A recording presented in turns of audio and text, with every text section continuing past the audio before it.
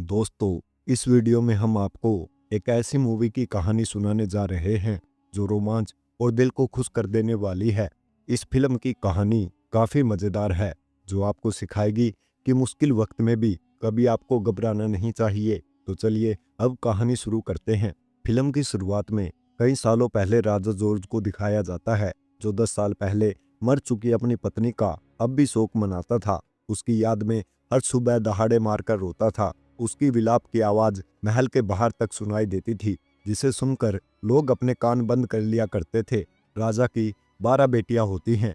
जवान होने की वजह से राजा उन सबको एक अलग महल में रखता है, क्योंकि राजकुमारी आजाद ख्यालों की होती हैं और अपने पिता की तरह शोक में रहने की बजाय वह अपनी जिंदगी को मौज मस्ती से गुजारना चाहती हैं।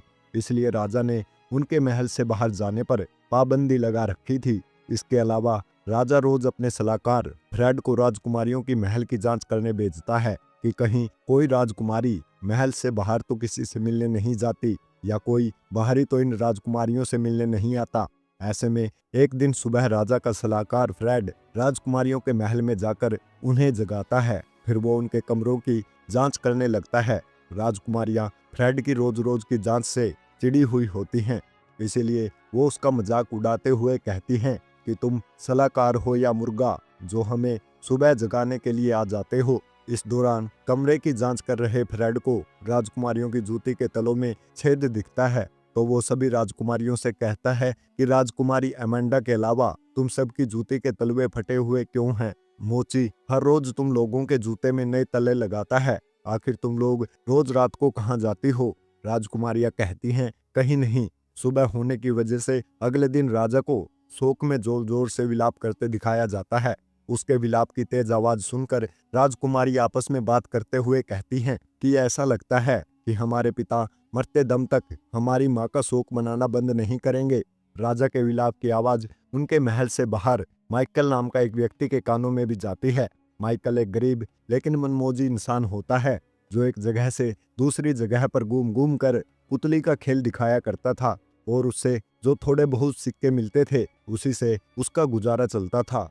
अगले सीन में फ्रेड को दिखाया जाता है जो राजा के पास जाकर उन्हें अपने निरीक्षण की जानकारी देते हुए कहता है कि महाराज, राजकुमारियों का राज अब तक नहीं पता चल पा रहा कि वो रोज सुबह देर से क्यों उठती हैं और उनकी जूती के तलों में छेद क्यों होता है, जबकि मोची हर रोज उनके जूतों में नए तले लगाता है।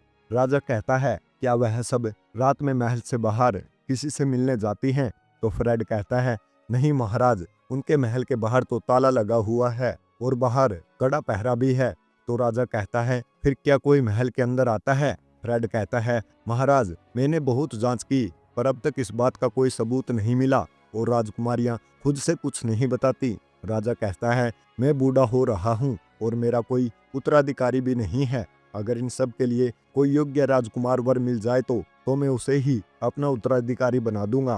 फ्रेड कहता है, महाराज, आपके शर्त के अनुसार जो भी राजकुमारियों का राज सुलझाएगा उसे आप अपनी किसी बेटी की शादी करा के उसे अपना उत्तराधिकारी बना देंगे। अब तक कई राजकुमार आए भी पर वो लोग यह राज सुलझाने में नाकाम रहे और शर्त के मुताबिक 1 हफ्ते में राज न सुलझा पाने की वजह से उन्हें फांसी दे दी गई। इसीलिए डर के मारे अब कोई भी रिस्क नहीं लेना चाहता। इस पर राजा कहता है कि ऐसे में तो मैं बिना उत्तराधिकारी के ही मर जाऊंगा, फिर मेरी बेटियों और मेरे राज्य का क्या होगा? चालाक फ्रेड राजा का उत्तराधिकारी बनना चाहता था और उसकी नज़र राजा की एक बेटी अमांडा पर होती है।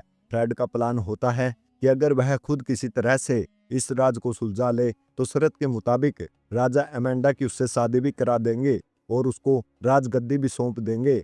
इसीलिए वह राजा से कहता है, महाराज, मैं जल्द ही राजकुमारियों के राज का पता लगा लूंगा।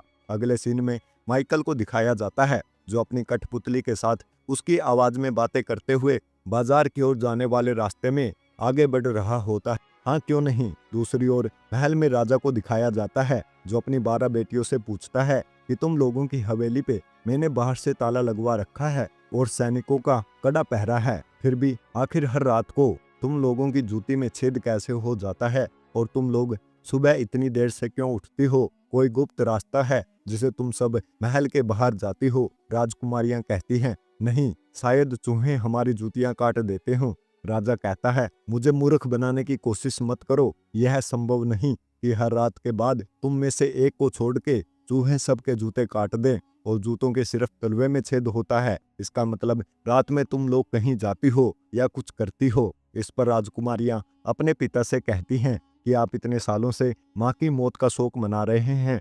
उसी शोक की वजह से आपने हम लोगों से हमारी आज़ादी छीन ली है और हमें एक हवेली के अंदर रहने के लिए मजबूर कर दिया है, ताकि ना तो हम खुशियां मना पाएं और ना ही अपनी जिंदगी खुलकर जी पाएं। इस पर भी आपको चैन नहीं और अब आप हमारी जासूसी करते हो। आखिर कब तक ऐसा चलेगा?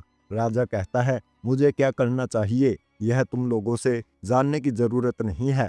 अगले सीन में फ्रेड को दिखाया जाता है, जो राजकुमारियों के कमरे में इस बात का सबूत तलाश रहा होता है कि राजकुमारियां बाहर जाती हैं या फिर कोई छिपकर हवेली में उनसे मिलने आता है। इस जांच के दौरान उसे राजा की बेटी अमांडा का दुपट्टा मिलता है। फ्रेड अमांडा पर आसक्त होता है, इसलिए उसका दुपट्टा अपने सिर पर रखकर और उसकी लिपस्टिक लगाकर वो उसका फील लेने लगता है।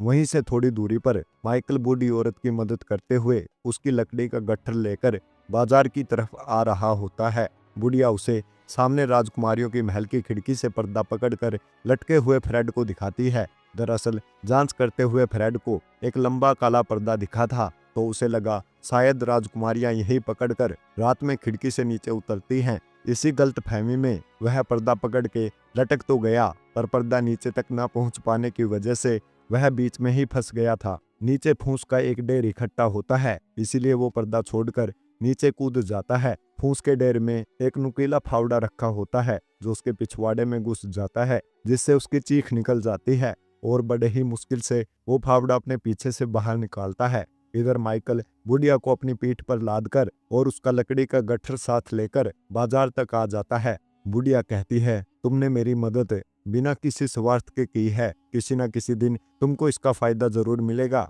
तो माइकल कहता है, मैं बीते हुए कल या आने वाले कल के बारे में ज्यादा नहीं सोचता। आज मैं जीता हूँ, मैं मस्त रहता हूँ, मेरा ना कोई घर है ना ठिकाना, मैं आजाद पंछी हूँ। हैरानी की बात यह होती है, जब माइकल सामने देखता है तो उसे फिर से बुढ़िया की जगह वही काली बिल्ली दिखती है, जिससे माइकल सोच में पड़ जाता है। अगले सीन में राजकुमारियों को दिखाया जाता है, जो मोची से अपनी जूतियों में फिर से नए तलवे लगवा रही होती हैं। तभी फ्रेड लंगड़ाते हुए वहां आता है। राजकुमारियां उससे लंगड़ाने की वजह पूछती हैं, तो फावड़ा घुसने की बात वह छिपा लेता है। इसी बीच राजा भी वहां आ जाते हैं और फ्रेड से कहते हैं कि कोई ऐसा बहादुर आदमी या राजकुमार यहाँ लाओ जो राजकुमारियों के महल के अंदर रहकर इस राज का पता लगाए, ये लोग रात में क्या करती हैं। ये सुनकर राजकुमारी अमांडा और बाकी राजकुमारी अपने पिता से कहती हैं, और कितनी जाने लेंगे आप? अब कौन है जो इस काम के लिए तैयार होगा, क्योंकि आपकी शर्त के अनुसार यहाँ रुककर अगर कोई 7 दिन में हमारा राज नहीं जान पाता तो आप उसे फांसी दे देते हो। तो राजा कहता है, ये आखिरी बार है, अगर इस बार भी इसे काम नहीं बना तो मैं कोई दूसरा रास्ता खोज लूंगा। राजा फ्रेड को इस काम के लिए जल्दी से जल्दी किसी आदमी को ढूंढने को कहता है। अगले सीन में माइकल को दिखाया जाता है, जो बच्चों को कठपुतली का खेल दिखा रहा होता है। बच्चे कठपुतली का खेल देखकर काफी खुश होते हैं। फिर खेल खत्म होने के बाद माइकल बच्चों से कहता है, अगर तुम लोगों को मेरा खेल पसंद आया हो तो मुझे कुछ सिक्के जरूर देकर जाना। लेकिन बच्चे उसे एक पैसा भी नहीं देते और वहां से भाग जाते हैं। वहीं दूसरी ओर दूसरा आदमी उसे लकड़ी का एक बेकार सिक्का देता है। इस पर भी बेचारा माइकल संतोष कर लेता है और दुखी नहीं होता। किले के ऊपर खड़ा फ्रेड ये सब देख रहा होता है और फिर थोड़ी देर के बाद वो किले की दीवार के पास बैठे हुए माइकल के पास आता है। वो माइकल के कटोरे में एक सोने का सिक्का डालते हुए कहता है, ये तो सिर्फ बस एक नजराना है, तुम राजा भी बन सकते हो और एक राजकुमारी से तुम्हारी शादी भी हो जाएगी। माइकल पूछता है, और इसके लिए मुझे क्या करना होगा? तो फ्रेड कहता है, तुम्हें राजकुमारियों के महल में रहकर इस राज का पता लगाना होगा कि वो लोग रात में क्या करती हैं और सुबह उनकी जूती में छेद क्यों हो जाता है। इस पर माइकल कहता है, और अगर मैं ऐसा नहीं कर पाया तो मुझे फांसी दे दी जाएगी। मैंने सुना है इस बारे में अब तक कई राजकुमार और योद्धा इस चक्कर में फांसी के फंदे पर लटक चुके हैं, इसलिए मैं यह काम नहीं करूंगा, क्योंकि जान है तो जहान है। तो फ्रेड उसे रिझाने की कोशिश करने लगता है, पर माइकल इस काम के लिए तैयार नहीं हो रहा होता। इसी बीच माइकल की नज़र महल की खिड़की से बाहर देख रही राजकुमारी अमेंडा पर पड़ती है। अमेंडा भी उसे काफी गौर से देखती है। माइकल को अमेंडा पसंद आ जाने की वजह से वो फ्रेड की बात मान लेता है। इसी बीच फ्रेड के हटते ही वो बुढ़िया वहां प्रकट हो जाती है। माइकल उनसे कहता है, आप वही जादुई बिल्ली हो ना? बुढ़िया कहती है, हाँ, तुम नेक दिल हो, इसीलिए तुम जो काम करने जा रहे हो उसमें मैं तुम्हारी मदद करूंगी। माइकल कहता है, वो कैसे? बुढ़िया उसे एक जादुई कोट देते हुए कहती है, जैसे ही ये पहनकर तुम इसकी टोपी अपने सिर पर चढ़ाओगे तुम गायब हो जाओगे, फिर तुम गायब होकर राजकुमारियों पर नजर रखना। माइकल कहता है, यह तो कमाल का है। बुढ़िया कहती है, पर एक बात का ध्यान रखना, शाम को राजकुमारियां तुम्हें जो लाल शराब देंगी तुम उसको पीने का नाटक करना और फिर नींद आ जाने का दिखावा करना, कभी उसे पीना मत। माइकल पूछता है, ऐसा क्यों? तो बुढ़िया कहती है, मैंने जो कहा है तुम बस उसे ध्यान में रखना, बाकी सब तुम्हें खुद पता चल जाएगा। ये सब कहकर बुढ़िया बिल्ली बनकर वहां से चली जाती है। थोड़ी देर बाद फ्रेड माइकल को राजा के महल के अंदर ले जाता है। वहां वो राजा को माइकल के बारे में बताता है। राजा उसे कहते हैं, तुम्हें कोई राजकुमार या योद्धा नहीं मिला क्या, जो तुम एक कठपुतली का खेल दिखाने वाले को यहाँ ले आए? तो फ्रेड कहता है, महाराज आप तो जानते हैं ना, इस काम के लिए अब कोई जल्दी तैयार नहीं होता, क्योंकि अब तक जितने भी लोग आए हैं सब फांसी पर लटक चुके हैं। वैसे भी यह कठपुतली वाला ईमानदार है। इसी बीच राजकुमारियां भी वहां आ जाती हैं, जिसमें राजकुमारी अमांडा भी होती है। अमांडा और माइकल दोनों एक दूसरे को देखते हैं। राजा माइकल को देखकर काफी दबीदा में होता है और उसे कहता है कि मुझे नहीं लगता यह काम तुम्हारे बस की बात है।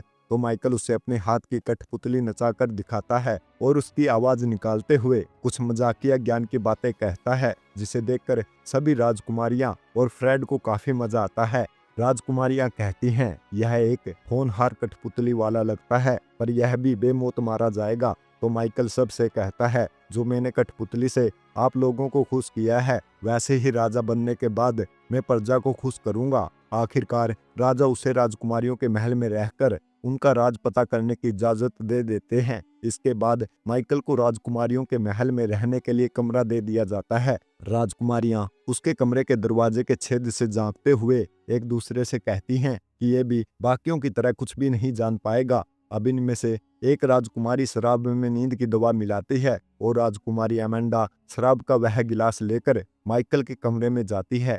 फिर वह माइकल को शराब का गिलास देकर कहती है कि ये दुनिया की सबसे बेहतरीन शराब है। शराब देखकर माइकल को बुढ़िया की बात याद आ जाती है, इसलिए वो उसे नहीं पीता, लेकिन अमांडा उसके सामने खड़ी होकर उसके पीने का इंतजार कर रही होती है। तभी अमांडा की एक बहन कमरे के अंदर अमांडा से कहती है कि इतनी देर क्यों लग रही है, जिससे अमांडा उसकी ओर देखकर उसे जाने के लिए कहती है। इस दौरान मौका देखकर माइकल चुपके से गिलास की शराब एक सुराही में डाल देता है और खाली गिलास अपने मुंह में लगा लेता है। जब अमांडा का ध्यान उस पर जाता है, उसे लगता है माइकल ने शराब पी ली। देखते ही देखते माइकल सोने का नाटक भी करने लगता है।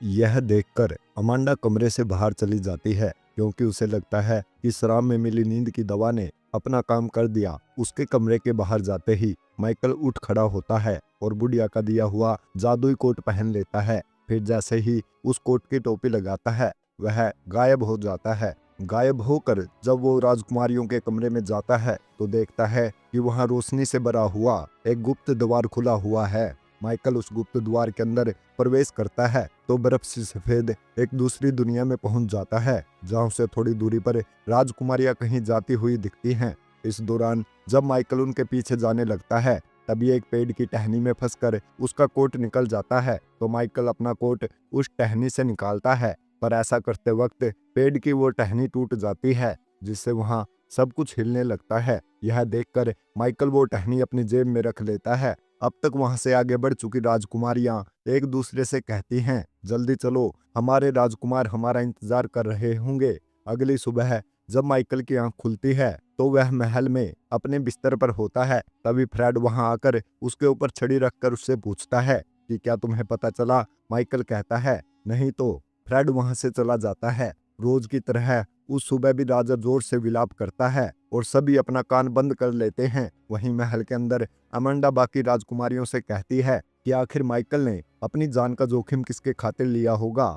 वो फ्रेड को मना भी तो कर सकता था। तो उसकी बहनें कहती हैं कि शायद वो हम में से किसी पर मोहित हो गया हो। वो थोड़ी देर बाद अमांडा महल के गेट के पास जाती है तो वहां जल्लाद फांसी का फंदा तैयार कर रहा होता है। वहीं पर खड़ा माइकल उसे कहता है कि क्या मैं तुम्हारी कोई मदद कर सकता हूँ। तो जल्लाद उससे कहता है कि अरे बेवकूफ, ये फांसी का फंदा तुम्हारे लिए ही तो तैयार हो रहा है। अगर 6 दिन तक तुम राज का पता नहीं लगा पाए तो बाकियों की तरह तुम भी इस पर लटक जाओगे। पर माइकल उसकी बात से बिल्कुल नहीं घबराता और कहता है मौत तो किसी ना किसी दिन सबको आनी है, क्यों ना हम जब तक जिंदा हैं हर पल मजे के साथ जिएं और लोगों को खुशियां दें। अमांडा उसकी बातें सुनकर काफी प्रभावित होती है और उससे पूछती है क्या तुम्हें मरने से फर्क नहीं पड़ता। तो माइकल कहता है मरने के बाद क्या फर्क पड़ना, तब का तब देखेंगे। जल्लाद के पास खड़ा फ्रेड अमांडा को माइकल से बातें करते हुए देख रहा होता है। माइकल का अमांडा से बातें करना उसे अच्छा तो नहीं लगता, पर वह जानता है कि यह बस 6 और दिन का मेहमान है, इसीलिए वह कुछ नहीं कहता। किले के अंदर ही अमांडा की बाकी बहनें डांस कर रही होती हैं तो माइकल अमांडा से भी डांस करने को कहता है, पर अमांडा झिझकते हुए कहती है कि मैंने कभी ज्यादा डांस नहीं किया और मैं कर भी नहीं पाती। लेकिन माइकल उसे जोर देकर नचाने की कोशिश करता है। इस दौरान उसकी सभी बहनें माइकल को भी खूब नचाती हैं। थोड़ी देर बाद जब माइकल पर्दे का झूला बनाकर लेटा हुआ होता है तो राजा उससे पूछते हैं कि क्या तुमने राज का पता लगा लिया। माइकल कहता है नहीं। तो राजा कहते हैं तुम इतने बेफिक्र हो, तुम्हें डर या चिंता नहीं होती। अगर 6 दिन के बाद तुम राज नहीं जान सके तो फांसी पर चढ़ा दिए जाओगे। माइकल कहता है महाराज, ऊपर उड़ रहे परिंदों को देखिए, वो खुले आसमान में जी खोल कर उड़ते हैं, यह सोचे बिना कि कल क्या होगा। ऐसे ही आपकी बेटियां भी हैं, बस आपको उन्हें समझने की जरूरत है। दूसरी तरफ अमांडा अकेली बैठी कुछ सोच रही होती है।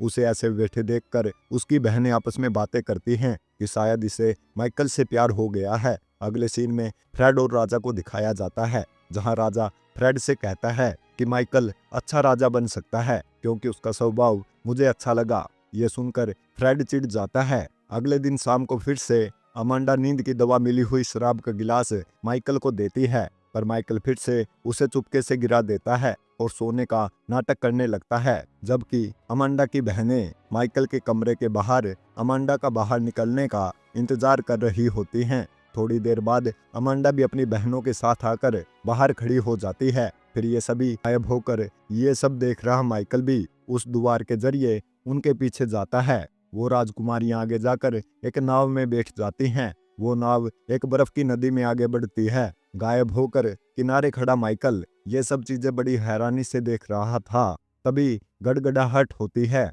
और जब माइकल की नींद खुलती है वो फिर से सुबह अपने बिस्तर पर होता है। अब फ्रेड फिर से उसके पास आकर पूछता है कि क्या तुम्हें कुछ पता चला। माइकल कहता है नहीं। वही अमांडा अपनी बहनों से कहती है कि हमें किसी न किसी तरह उसे बचाना होगा। तो उसकी बहनें कहती हैं क्यों ना हम हमेशा के लिए अपने राजकुमारों के पास ही रुक जाएं, क्योंकि हम वैसे भी उनसे प्यार करती हैं। तो अमांडा कहती है वो 11 हैं और हम 12। वो 11 राजकुमार तुम लोगों से प्यार करते हैं, पर मैं वहां भी अकेले ही होती हूँ। अगले सीन में राजा फिर से माइकल के पास जाता है।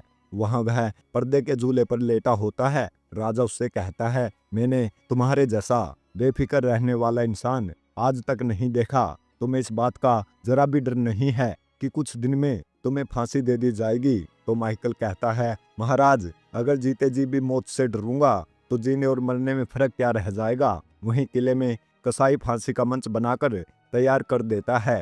रात में अमांडा बारी मन से माइकल को नींद वाली शराब पीने को देती है। हर बार की तरह इस बार भी माइकल शराब फेंककर सोने का नाटक करने लगता है। अमांडा को उससे प्यार हो गया था, पर वह इस बात से दुखी थी कि अगर माइकल उनका राज राजा को नहीं बता पाया तो उसे फिर फांसी पर चढ़ा दिया जाएगा। इसके बाद वह अपनी बहनों के साथ फिर से दूसरी दुनिया में दाखिल हो जाती है। माइकल भी गायब होकर उनके पीछे जाता है। इस बार वह भी उनके साथ नाव में बैठकर नदी पार करता है। वो नाव एक ऐसी जगह पहुंचती है जहां 11 राजकुमार उन राजकुमारियों का इंतजार कर रहे होते हैं। अब 11 राजकुमारियां उनके साथ डांस करने लगती है, जबकि अमांडा अकेली खड़ी यह सब देख रही होती है। उसे ऐसे अकेले देखकर गायब माइकल अमांडा को भी डांस कराने लगता है। पर अमांडा और बाकियों को यह नहीं पता चल पाता कि अमांडा के साथ कौन नाच रहा है। फिर कुछ देर बाद गड़गड़ाहट होती है और जब इनकी आंखें खुलती हैं तो ये सभी राजा के सामने होते हैं। माइकल भी वहां मौजूद था। राजा माइकल से पूछता है कि क्या तुम्हें मेरी बेटियों का राज पता चल गया? तो माइकल कहता है नहीं। इस पर राजा जल्लाद से माइकल को फांसी देने को कहता है। अब जब जल्लाद माइकल के गले में फंदा डाल रहा होता है तो अमांडा और बाकी राजकुमारियां काफी दुखी हो जाती हैं। ये देखकर माइकल राजा से कहता है मैं आपकी बेटियों का राज जान गया हूँ, पर मैं अगर आपको यह बता दूंगा तो आपकी बेटियां दुखी हो जाएंगी। ये सुनकर राजा उसे कहता है कि क्या प्रमाण है तुम्हारे पास? माइकल उन्हें दूसरी दुनिया की लाई पेड़ की टहनी दिखाता है। वो देखकर राजा समझ जाते हैं कि ये टहनी मायावी दुनिया की है। तो अब राजा कहता है शर्त के मुताबिक इसे हमारी बेटियों का राज पता चल गया, इसलिए मैं इसको नया राजा घोषित करता हूँ और इसी से मेरी बेटी अमांडा की शादी भी करूंगा। ये सुनकर फ्रेड बुखला जाता है और राजा से कहता है कि इसको जो भी राज पता चला है वो तो इसने बताया ही नहीं। तो राजा कहता है शर्त यह थी कि राज को सिर्फ पता करना है, ना कि हमें बताना। अब तक अमांडा और माइकल को दोनों को एक दूसरे से प्यार हो चुका था, इसलिए वो दोनों एक दूसरे को किस करते हैं। उनके ऐसा करते ही श्राप टूट जाता है और बाकी के 11 राजकुमार भी मायावी दुनिया से बाहर आकर राजकुमारियों से मिल जाते हैं। दरअसल उन 11 राजकुमार और राजकुमारियों ने एक बार उस बुढ़िया का मजाक बनाया था, इसलिए उसके श्राप की वजह से वो राजकुमार मायावी दुनिया में फंस गए थे। बुढ़िया ने शर्त रखी थी कि अगर कोई निस्वार्थ भाव से इन राजकुमारियों के राज खोले बिना इनकी मदद करेगा और इनमें से किसी को उससे प्यार भी हो जाएगा तो उनके आपस में किस करते ही मायावी दुनिया का श्राप टूट जाएगा। इसके बाद सभी राजकुमार और राजकुमारियों की शादी हो जाती है और माइकल नया राजा बन जाता है। इस तरह ये फैंटेसी स्टोरी यहीं खत्म होती है। अगर आपको ये कहानी पसंद आए तो वीडियो को लाइक करके शेयर करें और चैनल को सब्सक्राइब करना ना भूलें।